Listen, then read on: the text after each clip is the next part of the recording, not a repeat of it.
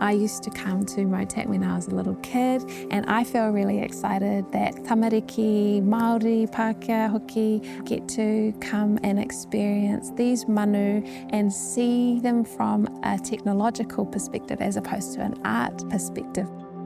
Kia ora, he uri ahau no te hokianga whakapau karakia ko ngā puhi ko te rarawa ngā iwi, ko ngai tūpoto te hapū, ko ngā huia te wahine rangatira, ko Nikau ahau. He kiri aute ahau. Today I watched Manu Roa be lifted and put in place for this exhibition. It's always really heartwarming to see these manu flying in a new place.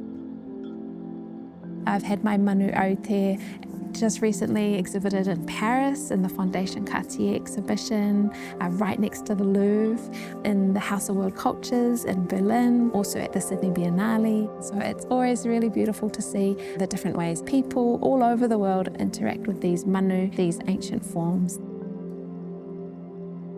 They're playful, but they also represent mātauranga Māori and the technology that our tūpuna developed, and that mātauranga is still really relevant and important today.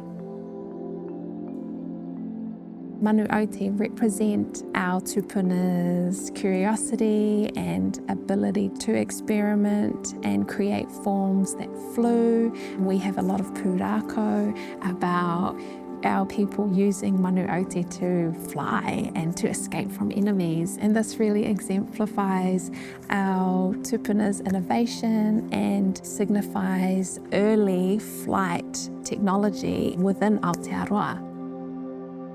I do a lot of research and I do a lot of teaching, but within my research I'm developing or I'm learning about the technology and honouring these knowledge systems of our tūpuna.